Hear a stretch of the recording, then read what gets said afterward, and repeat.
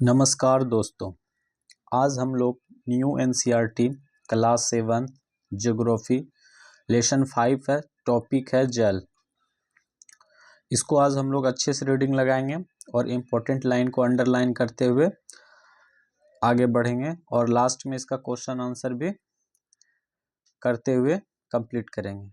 चलिए स्टार्ट करते हैं।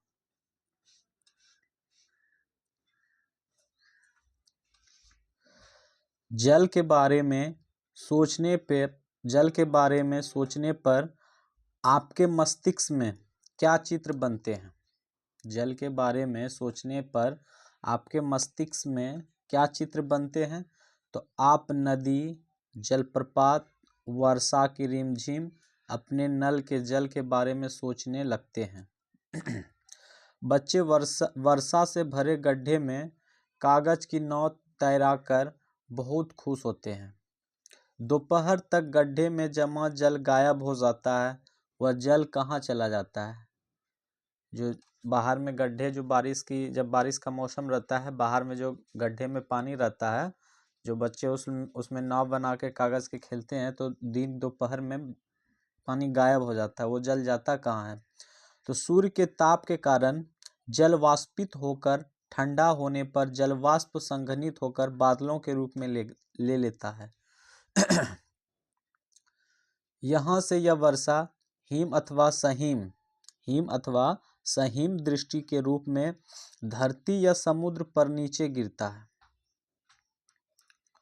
जिस प्रक्रम में जल लगातार अपने स्वरूप को बदलता रहता है और महासागरों, वायुमंडल एवं धरती के बीच चक्कर लगाता रहता है, उसको जल चक्र कहते हैं। मतलब फिर पानी आया, फिर उसको वाष्प के रूप में ले जाना, फिर बादल बनना, फिर बारिश का आना, इसको क्या कहते हैं? जल चक्र कहते हैं। हमारी पृथ्वी थलशाला के समान है। क्या है? तो थलशाला के समान है। हमारी पृथ्वी जो है थलशाला के समान है, जो जल शताब्दियों और पूर्व उपस्थित था, वही आज भी मौजूद है। जिस जल का प्रयोग आज हम हरियाणा के खेत में सिंचाई के लिए कर रहे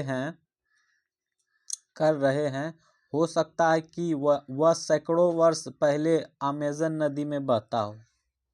वहाँ से फिर वाष्पीकृत होकर ऊपर गया होगा, फिर बादल बना होगा, फिर बारिश बढ़ गया। जो कह रहे हैं कि हरियाणा में जो हम लोग फसल की के लिए जो बारिश हुआ था, वो हो सकता है कि सैकड़ों वर्ष पहले, मतलब 100 वर्ष पहले, वह अमेज़न नदी का बहता पानी हो। ठीक है।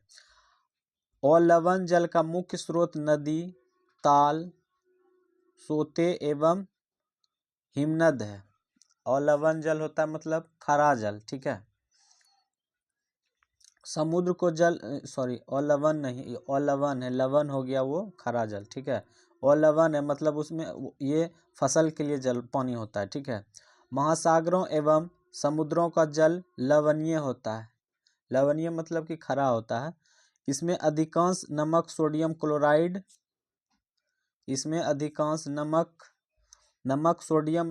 सोडियम क्लोराइड या खाने का उपयोग किए जाने वाला नमक होता है। चलिए ये जल चक्र को थोड़ा सा समझते हैं। ठीक है।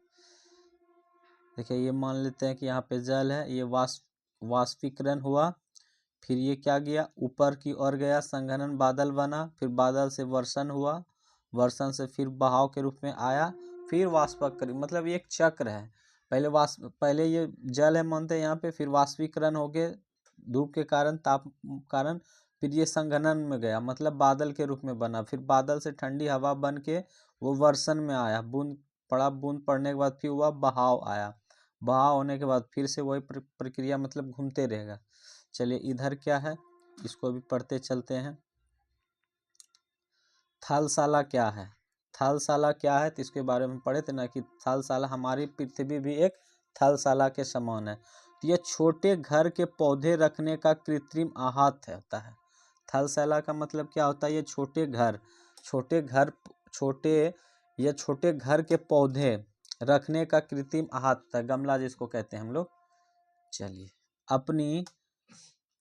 अपनी थलशाला बनाएं। यही है थलशाला का चित्र। देखते हैं इसमें क्या क्या है। थलशाला। एक बड़े जार 1/4 भाग में मिट्टी भरकर उसे अच्छी तरह दबा दें। एक बड़े जार के 1/4 भाग में मिट्टी भरकर उसे अच्छी तरह दबा दें। इसके ऊपर ह्यूमरस की एक पतली परत लगाएं। पहले सबसे बड़े पौधे लगाएं, तदुपरांत उसके चारों ओर छोटे पौधों को व्यवस्थित करें। इसमें जल की फुहारा छिड़के जार को बंद कर दें। जब जल दे दें तो उसको बंद कर दें। पत्तियों एवं मिट्टी के द्वारा वाष्पित जल संघनित होकर जल की बूंदों के रूप में नीचे गिरता है।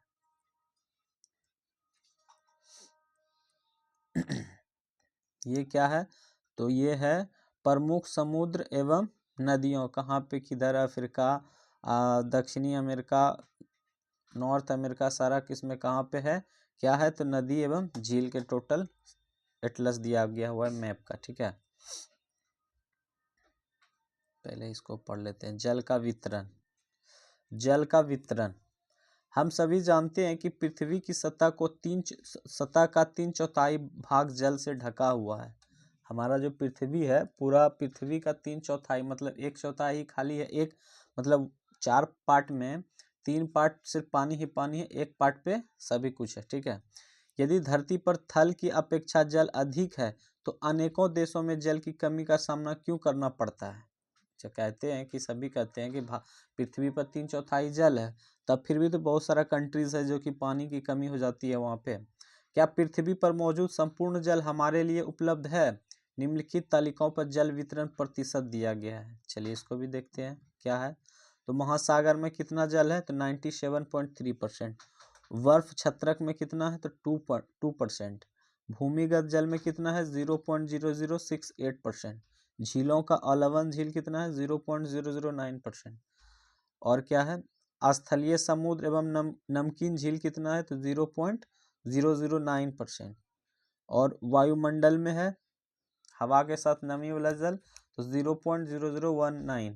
और नदियाँ में कितना है? तो 0.001। टोटल मिला के 100% हुआ। ठीक है, इतना जल वितरण होता है। ये क्या है? साधारण क्रियाकलाप द्वारा जल के वितरण को प्रदर्शित किया जा सकता है। क्रियाकलाप बॉक्स देखें। चलिए क्रियाकलाप बॉक्स देखेंगे। इससे पहले हम ऊपर का क्या है इसको पढ़ते हुए चलेंगे।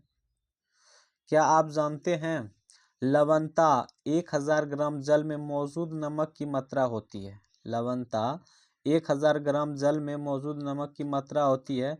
महासागर की औसत लवणता कितना है? 35 भाग प्रतिशत 1000 ग्राम।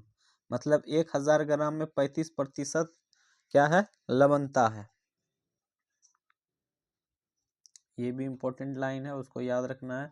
इजराइल के मृत सागर में 340 ग्राम प्रति लीटर लवणता होती है। कितना? 340 ग्राम प्रति लीटर। 1 लीटर में 340 ग्राम लवणता पाया जाता है इजराइल के मृत सागर में। तैराक इसमें पलवन कर सकते हैं क्योंकि नमक की अधिकता से इसे संघनन बना देता है। तैराक उसमें आराम से तैर सकता है, डूबने का कोई चांस नहीं है क्योंकि बहुत अधिक मात्रा तक लवणता है उसमें। चलिए क्रियाकलाप देख लेते हैं। ये क्या है पहले पढ़ लेते हैं, फिर उसको देख लेंगे। 2 लीटर जल लें। मान लें यह पृथ्वी की सतह पर जल की संपूर्ण मात्रा है। बर्तन में 12 चम्मच जल मापकर दूसरे कटोरे में रखें। बर्तन से जल निकालने के बाद शेष जल लवणीय जल को दर्शाता है जो महासागर एवं समुद्र में पाया जाता है। यह जल उपभोग के लिए उपयुक्त नहीं है। यह लवणीय जल नमक युक्त होता है। लवणीय जल होता है नमक, उसमें नमक की मात्रा एकदम होता है। कटोरे में निकाल कर रखा गया 12 चम्मच जल पृथ्वी पर मौजूद संपूर्ण अलवण जल की मात्रा को दर्शाता है। चित्र में इस जल के वितरण को दर्शाया गया है कि आप स्वयं देखें कि आप जल की कितनी मात्रा का उपभोग कर सकते हैं। देखिए यहाँ क्या है, यहाँ पे एक बूंद है नदियाँ, फिर हाफ चम्मच है, फिर अलवन जल झीलें हैं, भौम जल है और 9 बर्फ का जल है। इससे कैसे निकालना है अलवन जल और लवण जल पता चल जाएगा। चलिए जीवन के लिए जल अत्यधिक आवश्यक है। हमारे दैनिक जीवन के लिए जल जो है बहुत इम्पोर्टेंट है। प्यासे होने पर केवल जल ही हमारी प्यास बुझा सकता है। ऐसे में आपको क्या ऐसा नहीं लगता है कि लापरवाही से जल का उपयोग करने पर हम बहुमूल्य संसाधन को बर्बाद करते हैं। जल को बचाए रखना है, भविष्य में आगे बहुत काम आने वाला है, नहीं तो फिर संसाधन में दिक्कत हो जाएगी। यहाँ पे क्या क्या है देख लेते हैं। गंगा एवं 10 डेज रिवर्स। जल हमारे लिए क्यों महत्वपूर्ण है? जल संरक्षण की कुछ विधियां सुझाइए अपने घर में, स्कूल में। ये टोटल कुछ दिया हुआ है। द वाटर यू ड्रिंक, ठीक है। मनामजोर river in the danger of drying out, ये सब दिया हुआ है वाटर के बारे में, ठीक है। चलिए महासागर के बारे में थोड़ा सा देख लेते हैं। महासागर परिसंचरण, महासागरीय परिसंचरण। समुद्र तट पर नंगे पैर चलने से कुछ जादुई सी अनुभूति होती है। समुद्री तट मतलब समुद्र के किनारे अगर चलेंगे तो वह नंगे पैर, तो मतलब खालिया पैर, तो कुछ जादुई सी अनुभव होती है वहाँ पे। पुलिन पर नम बालू, ठंडी पवन, समुद्री पक्षी, वायु में लवणीय गंध एवं लहरों का संगीत, सब कुछ सम्मोहित करने वाला प्रतीक होता है। ताल एवं झील के शांत जल की विपरीत महासागरीय जल हमेशा गतिमान रहता है, यह कभी शांत नहीं रहता है। महासागरों की गतियों को इस प्रकार वर्गीकृत कर सकते हैं, जैसे जैसे तरंगे, ज्वार भाटा एवं धाराएं वर्गीकृत करते हैं। जैसे कि तरंग जो होता है एनी टाइम आते रहता है। देख लीजिए तरंग क्या है, प्रशांत महासागर का एनी टाइम यहाँ पे क्या होता है, हलचल होते रहता है, कभी ये शांत नहीं रहते हैं। ये क्या है, तरंग ऐसे ऐसे आते रहता है, उधर से प्रेशर में ज्वार भाटा भी बहुत लंबा लंबा ऊपर की ओर चले जाता है। चलिए यहाँ पे देख लेते हैं क्या है, ये इम्पोर्टेंट लाइन है। 22 मार्च विश्व जल दिवस के रूप में मनाया जाता है। विश्व वाटर डेज कब मनाया जाता है? विश्व जल दिवस तो 22 मार्च को, 22 मार्च को विश्व जल दिवस मनाया जाता है के रूप में मनाया जाता है, जब जल संरक्षण को विभिन्न विधियों को प्रबलित किया जाता है। यहाँ से एक प्रश्न बनता है कि विश्व जल दिवस कब मनाया जाता है? तो 22 मार्च को। चलिए तरंगे के बारे में अब थोड़ा सा देख लेते हैं, तरंगे क्या होता है। समुद्र तट पर गेंद से खेलते समय जब गेंद जल में गिर जाती है तो क्या होता है? यह दृश्य बहुत ही मनोरंजक होता है। वे कैसे तरंगे के साथ गेंद तट पर वापस लौट आती है। जब महासागरीय सतह पर जल लगातार उठता और गिरता रहता है तो इन्हें तरंगे कहते हैं। उधर से फिर आया, फिर उधर से पूरा दबाव में आता है, फिर यहाँ तक आया, फिर यहाँ से यहाँ तक चलेगा, और प्रेशर रहा तो और दूरी तय करके फिर वहीं से वापस चला जाएगा। जब समुद्री सतह पर पवन बहती है तब तरंगे उत्पन्न होती है। जितनी ही तेज पवन बहती है तरंगे भी उतनी ही बड़ी होती है। मतलब हवा की गति जितनी होगी वो समुद्र से ही उत्पन्न होता है।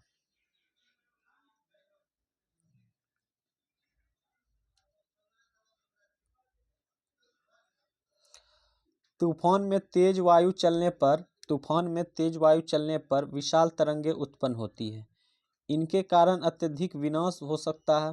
भूकंप, ज्वालामुखी, उदागर या जल के नीचे भूस्खलन के कारण महासागरीय जल अत्यधिक विस्थापित होता है।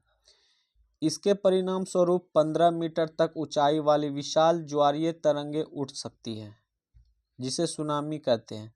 अब तक का सबसे विशाल सुनामी 150 मीटर मापा गया था। ये तरंगे 700 किलोमीटर प्रति घंटे से अधिक की गति से चलती है। 2004 के सुनामी से भारत के तटीय क्षेत्रों में अत्यधिक विनाश हुआ था।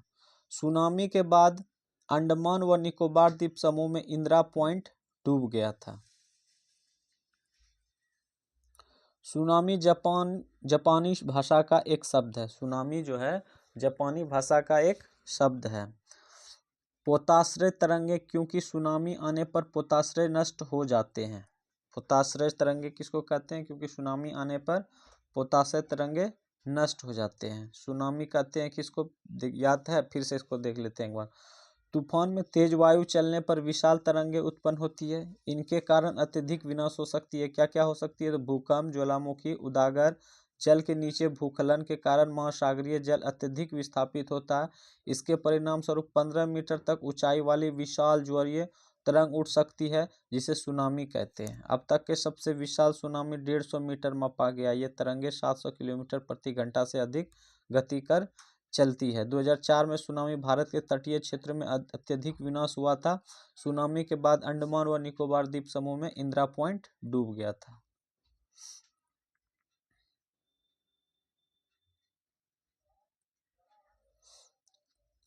सुनामी पृथ्वी का तांडव।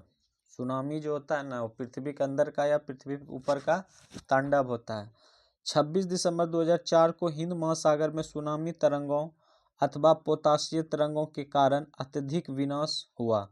ये तरंगे उस भूकंप का परिणाम थी जिसका अधिकेंद्र सुमात्रा के पश्चिमी सीमा पर था। इस भूकंप की तीव्रता रिएक्टर पैमाने पर 9.0 मापी गई थी। हम लोग उस समय देखे थे भूकंप कितना से कितना रहने पे ठीक रहता है।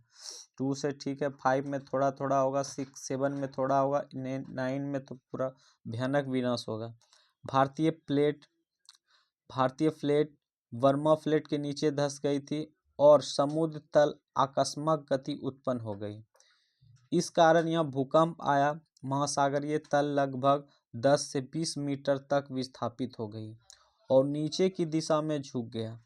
इस विस्थापन के कारण निर्मित अंतराल को भारत के लिए विशाल मात्रा में महासागरीय जल उसी ओर बहने लगा। फलस्वरूप दक्षिणी एवं दक्षिणी पूर्वी एशिया के समुद्री तट से जल हटने लगा। भारतीय फ्लैट में वर्मा के फ्लैट के नीचे चल जाने पर जल वापस समुद्र तट की ओर लौटा। यह सुनामी लगभग 800 किलोमीटर प्रति घंटे की गति से आया, जिसकी तुलना व्यावसायिक वायुयानों की गति से की जा सकती है, और इस परिणाम स्वरूप अधिक महासागर के कुछ द्वीप पूर्णतः डूब गए। भारतीय सीमा की दूर दक्षिणी बिंदु इंदिरा पॉइंट, जो अंडमान निकोबार द्वीप समूह में स्थित पूरी तरह से डूब गया। जब सुमात्रा में भूकंप के अधिकेंद्र से तरंग सुमात्रा की तरफ से अंडमान द्वीप के समूह और एवं श्रीलंका की ओर बढ़ी तो तरंगे की लंबाई कम हो गई। जल की गहराई भी कम होने के साथ साथ इनकी गति भी 700 से 900 किलोमीटर प्रति घंटे से 70 किलोमीटर प्रति घंटे तक कम हो गई। समुद्र तट से सुनामी तरंगे 3 किलोमीटर तक की गहराई तक गई, जिनके फलस्वरूप 10,000 से भी अधिक लोगों की मृत्यु हो गई और 1 लाख से अधिक घर प्रभावित हुए। भारत में आंध्र प्रदेश के तटीय प्रदेश, तमिलनाडु, केरल, पुदुचेरी तथा अंडमान व निकोबार द्वीप समूह सर्वाधिक प्रभावित हुए। यद्यपि पहले से भूकंप अनुमान लगाना संभव नहीं है, फिर भी बड़ी सुनामी का संकेत 3 घंटे पहले मिल सकते हैं। प्रशांत महासागर में प्राथमिक चेतावनी की ऐसी प्रणाली क्रियाशील है कि, लेकिन हिंद महासागर में यह सुविधा नहीं है। प्रशांत महासागर की तुलना में हिंद महासागर में सुनामी कभी कभी आती है, क्योंकि यहाँ भूकंप क्रिया बहुत कम होती है।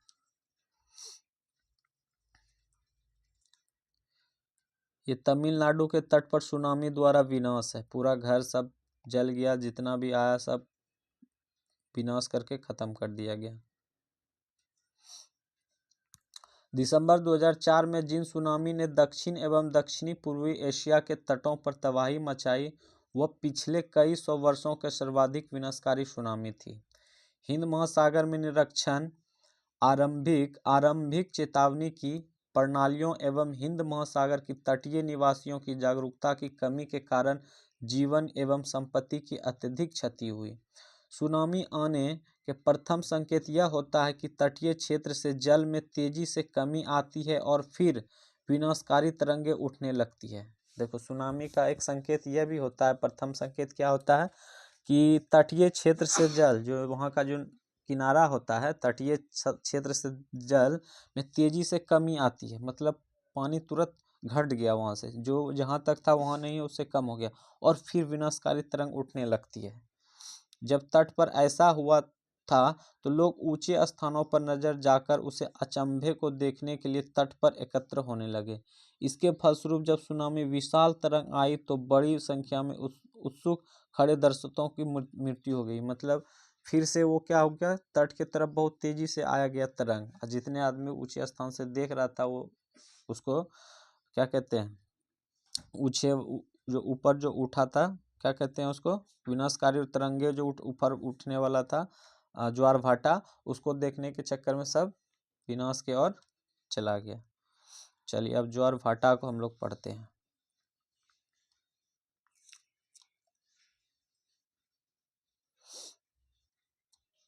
ज्वार भाटा दिन में 2 बार नियम से महासागरीय जल का उठना गिरना ज्वार भाटा कहलाता है। दिन में 2 बार, दिन के 2 बार नियम से महासागरीय जल का उठना एवं गिरना ज्वार भाटा कहलाता है। अब देखते हैं कितने बार, पहले ये इंपॉर्टेंट है 2 बार, ठीक है, दिन का 2 बार।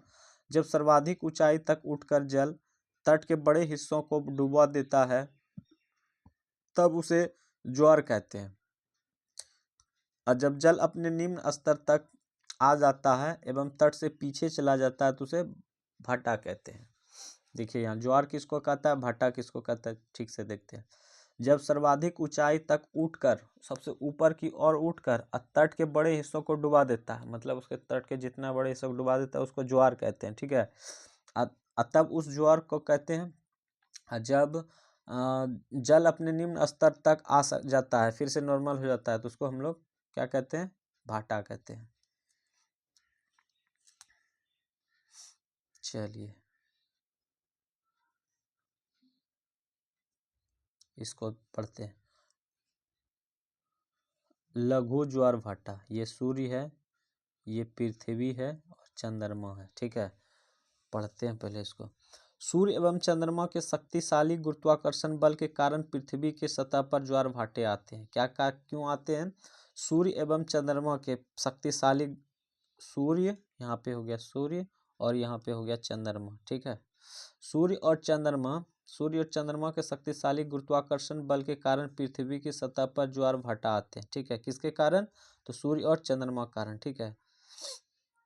जब पृथ्वी का जल चंद्रमा के निकट होता है, पृथ्वी का जल चंद्रमा के निकट होता है, पृथ्वी का ये जल है चंद्रमा के निकट होता है, यहाँ पे निकट होता है, ठीक है, निकट होता है, तो उस समय चंद्रमा के गुरुत्वाकर्षण बल से जल अभिकर्षित होती है। चंद्रमा क्या होता है, अभिकर्षित होता है, जिसके कारण उच्च ज्वार भाटा आता है।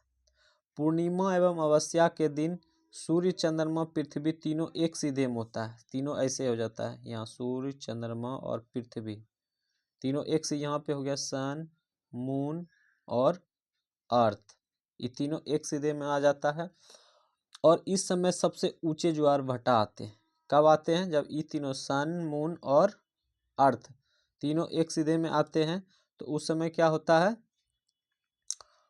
इस समय सबसे ऊंचे ज्वार भाटा आता है, ठीक है। बहुत बृहद ज्वार भाटा, सूर्य चंद्रमा और पृथ्वी जब एक दिशा में आता है तो बहुत बड़ा होता है।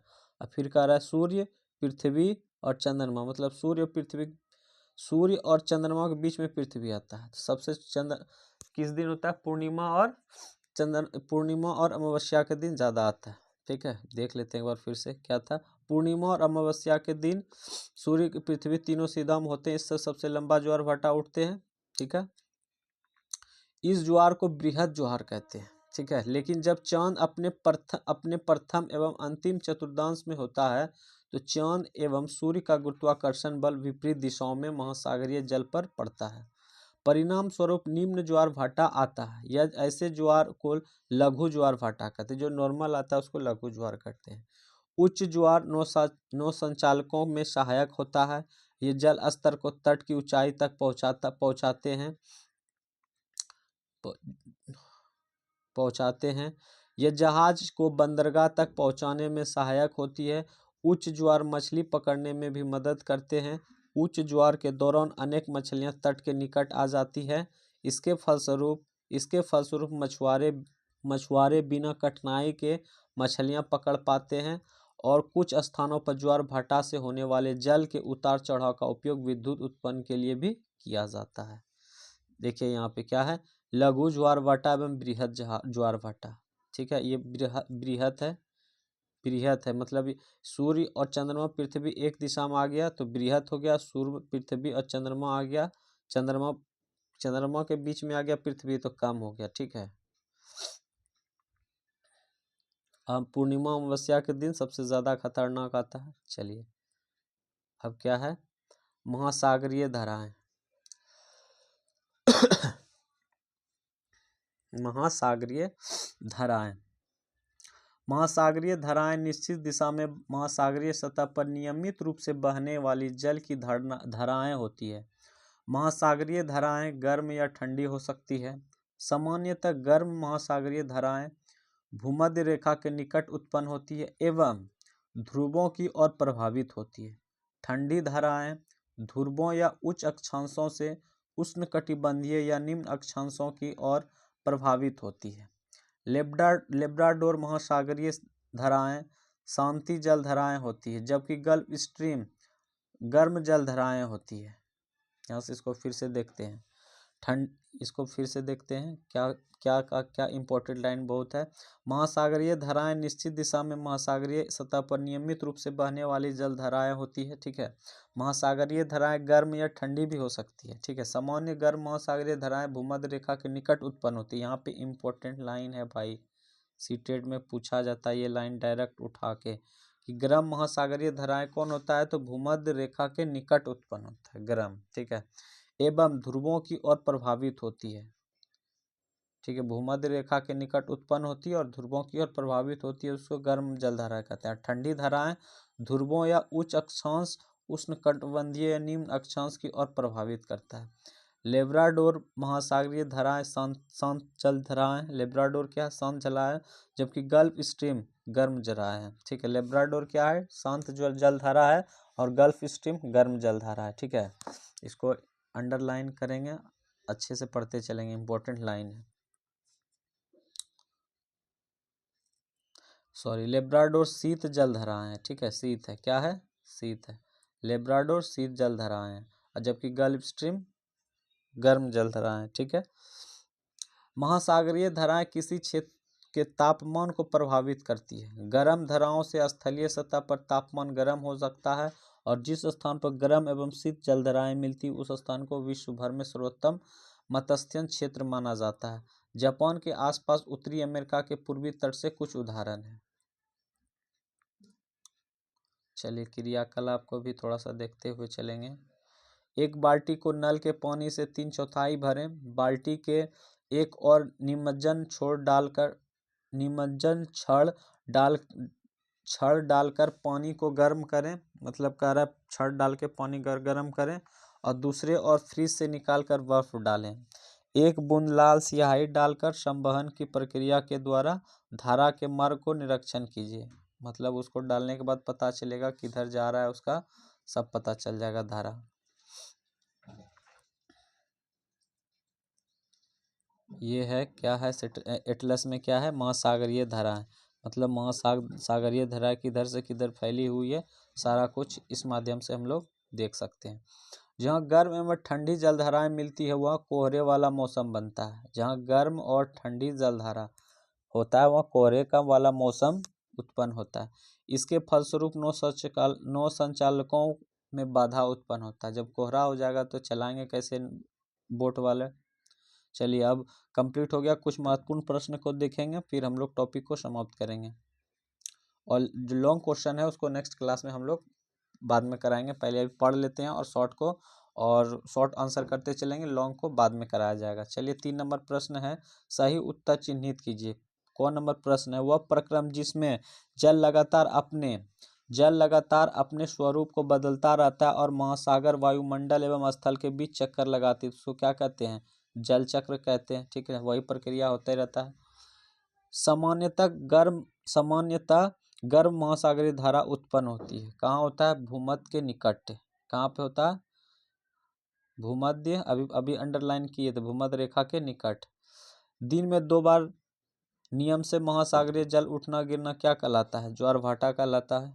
ज्वार भाटा कहलाता है। एकदम इजी प्रश्न था जो हम लोग पढ़ते हुए चले, वही मिल गया। चलिए 4 नंबर प्रश्न है, निम्नलिखित स्तंभों को मिलान करके जोड़े बनाए, मतलब मिलान करना। कैस्पियन सागर क्या था? कैस्पियन सागर एक झील था, कौन सा? तो विशालतम झील था। ज्वार भाटा क्या है? ज्वार भाटा क्या है? ज्वार भाटा है जल में अवधि चढ़ाव एवं उतार को हम लोग ज्वार भाटा कहते हैं। सुनामी क्या है? तो सुनामी क्या है? तो एक तीव्र भूकंपी तरंगे है, सीधे है सब। महासागरीय धाराएं क्या है? महासागरीय एक निश्चित मार्ग में प्रवाहित होने वाला जल धाराएं को हम लोग क्या कहते हैं?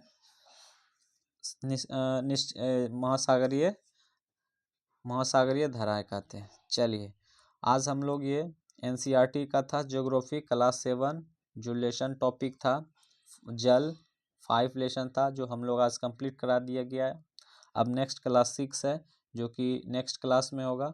आज का क्लास यहीं पे समाप्त करते हैं। धन्यवाद।